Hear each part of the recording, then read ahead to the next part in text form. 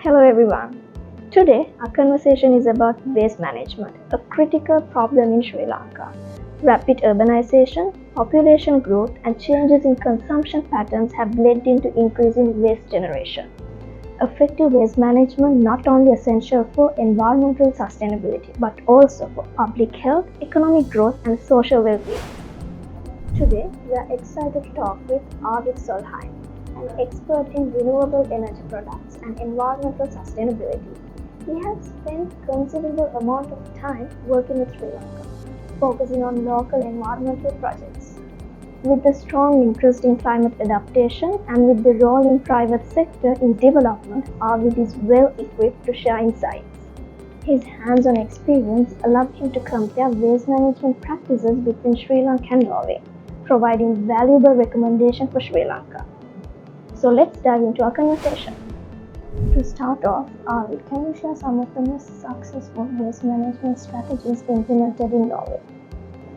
How do you prioritize waste reduction, recycling, and composting in your program?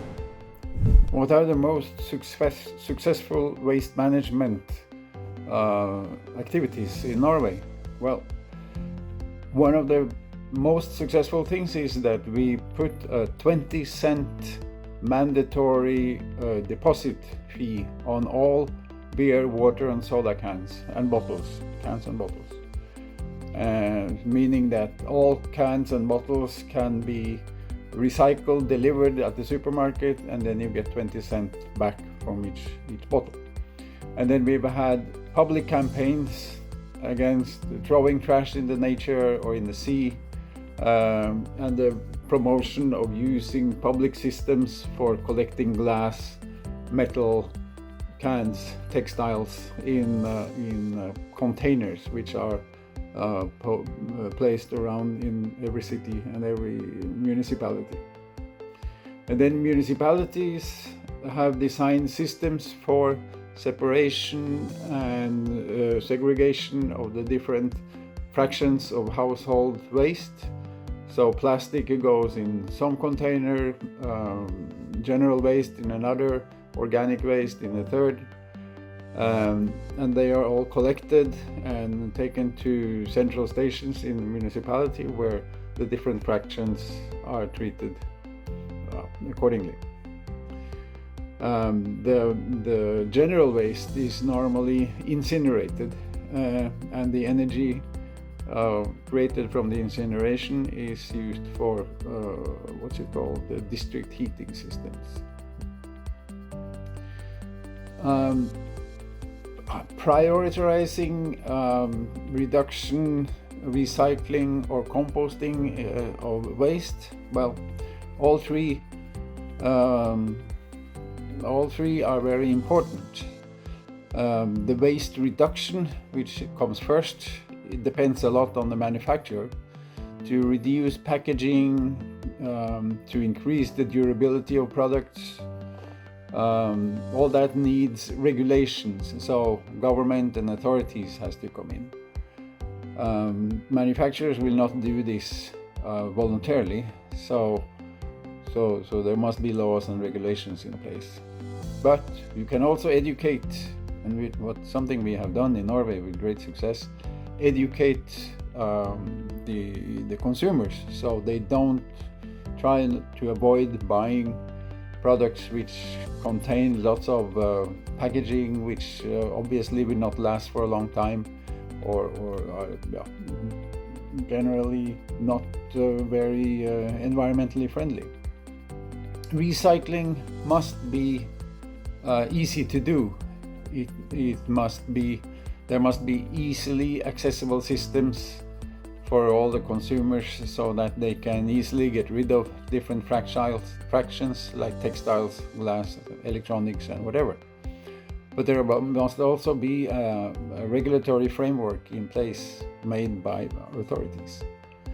In Norway, all municipalities have stations or places where you can bring your garden waste, and that is composted into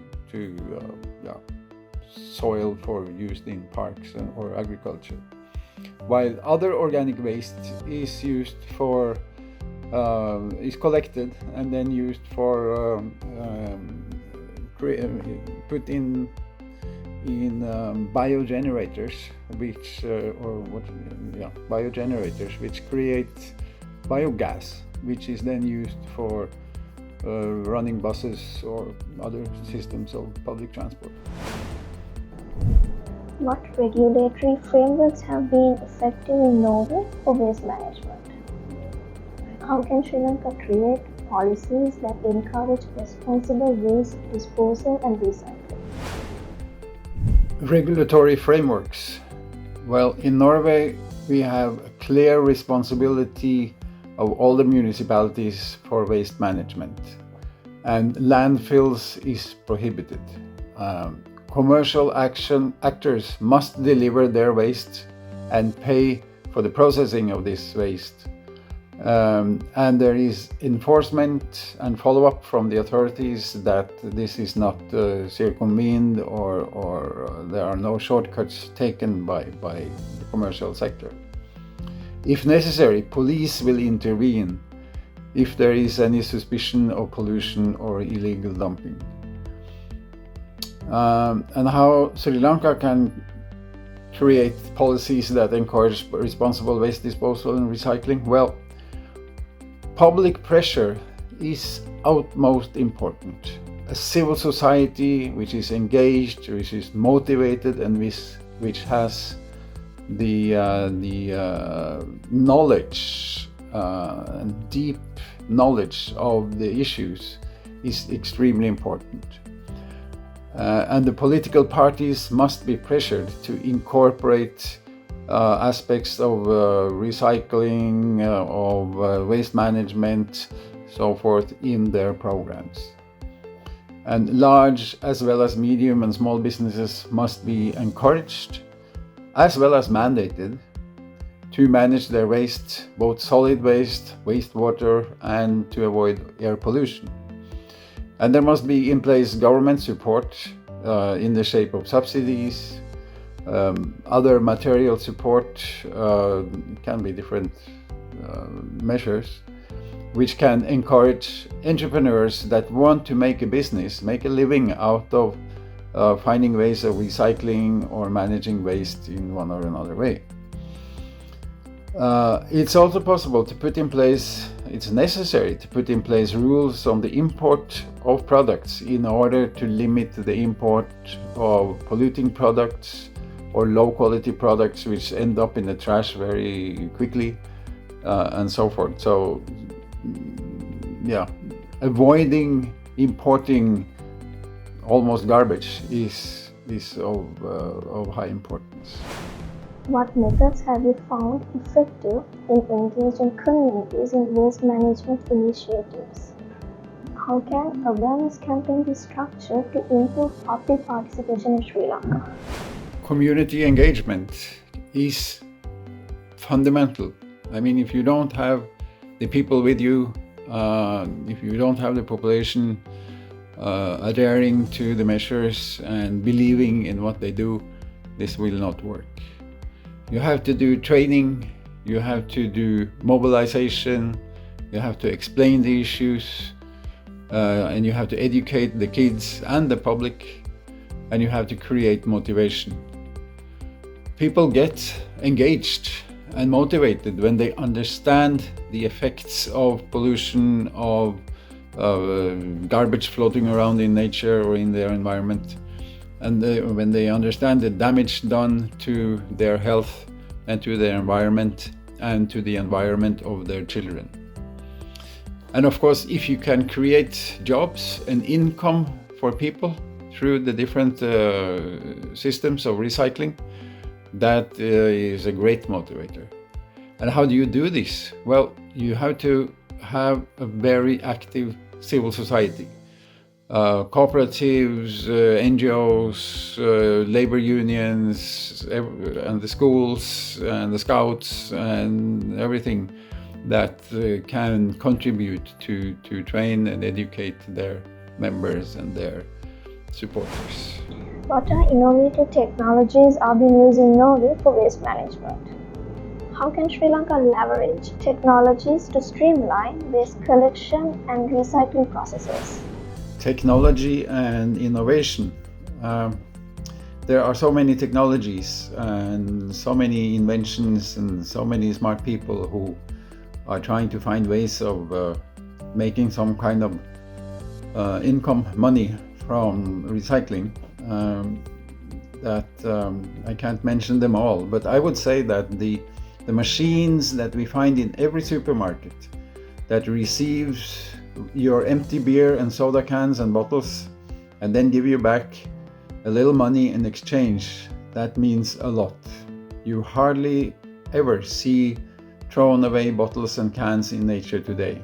And if there should be, like if there is a festival in a park or a concert or something, and people get drunk and they throw away their bottles, then somebody will come and pick it up because there is money in it, 20 cents, similar to that, for each beer can or soda bottle. You can check it out at tomra.com. It's a company that creates these machines. The product that comes out of these machines in the other end is packaged plastic or compressed cans, which can be delivered to recycling facilities that melt it down to new products. And how can Sri Lanka leverage technology to streamline waste? Well, there are so many technologies in the world. And China, for example, is very good at producing these machines and technologies for a fair price. And of course, you can do a lot nationally as well if you have the motivation and if you have the funding. I think the key to all this is to change the mindset of the parliamentarians and the bureaucrats, as well as the consumers and the corporate sector, basically the voters, no? And if they create, if the parliament and the authorities then create the regulatory framework, and that comes in place, and there is a follow-up from government, from authorities, policing, and enforcement, then the process is started and it will just accelerate and become stronger, and people will start to police each other and complain if they see people throwing away stuff or polluting. What challenges did Norway face when they established their waste management practices, and how were they overcome it? What challenges Norway had in establishing our garbage management systems, and how they were overcome? Well, there were strong resistance, of course, in the public and in the corporate sector against regulations that would mean that they had to do special activities or incur costs in order to get rid of waste, which they were used to getting rid of without any cost. So public campaigns, sensibility, training, education, public education, using artists, using known people to explain the importance of collecting garbage and recycling is extremely important. And the technicalities of you have to put your organic waste in this bin and your plastic and metal in this bin and the glass in this bin and blah blah. It can seem complicated for people, so you have to explain it. You have to make leaflets. You have to have television campaigns, and use the social media to get the message out to people.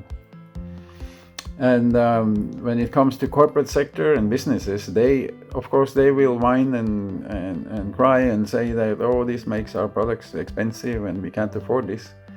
Well, the authorities have to be steadfast, and you have to put in regulations and not be corrupt and say this is how it's done, and it's the same it's a level playing field for all actors. So everyone has to do the same. So also your competitors will have to do the same.